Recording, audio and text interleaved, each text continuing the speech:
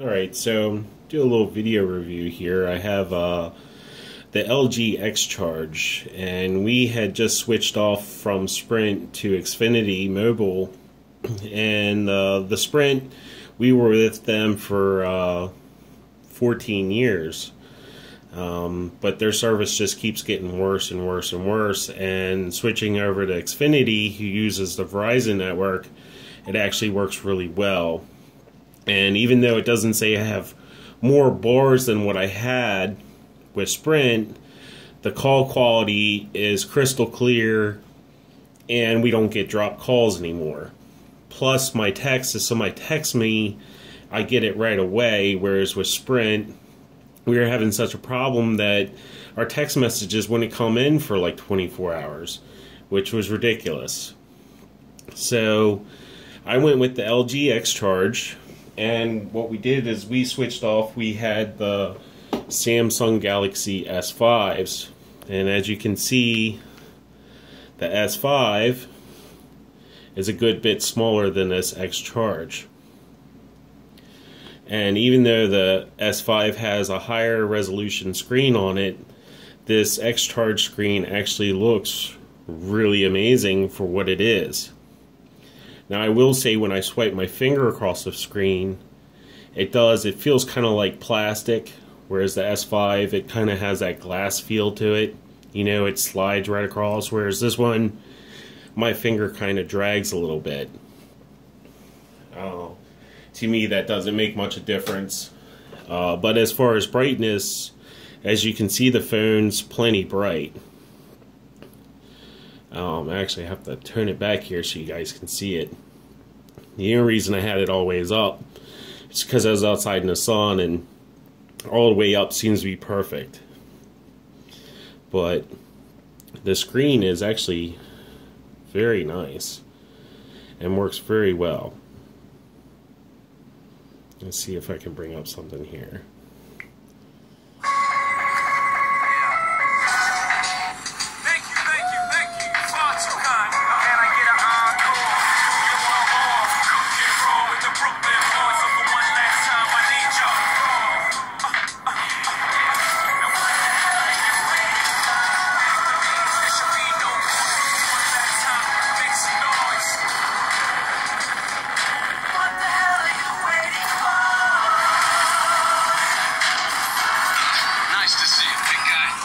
If you can hear that speaker on the back, it is a little bit trebly,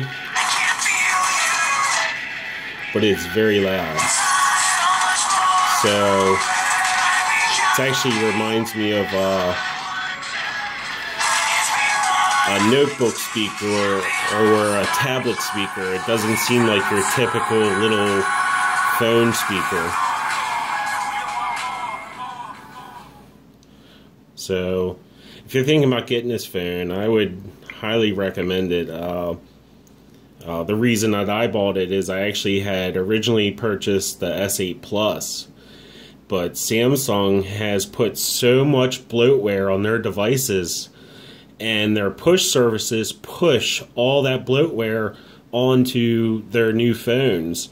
So even if you disable everything, the next update you get pushes all that crap you don't want, and it really sucks.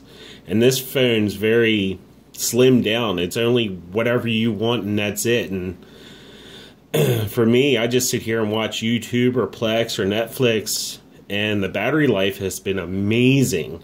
I've been up since 7:30 a.m. I've watched YouTube videos and played Pandora, done all kinds of stuff, and I'm at 95% battery life, and here it's almost 1 p.m. in the afternoon.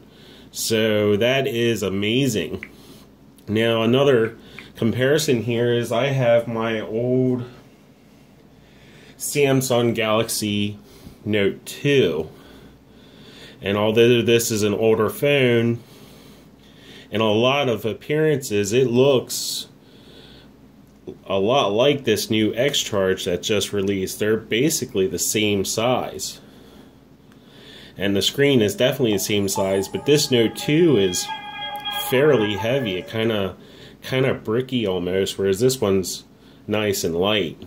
So I would say don't worry about that 1.4 gigahertz quad processor either, because the Note 2 has a 1.6 quad, and you can tell it's old. It's slow. This one's nice and fast, does everything you want it to do. So, alright, well, I hope you like this little review and it helps you pick out the phone that you want. And I wouldn't worry about going with this phone. Picture quality is really good too. Even though it doesn't have a lot of things in the program itself to like make puppy dog faces and all that weird stuff. It's just a camera. I don't know what more you want. Alright guys, take it easy.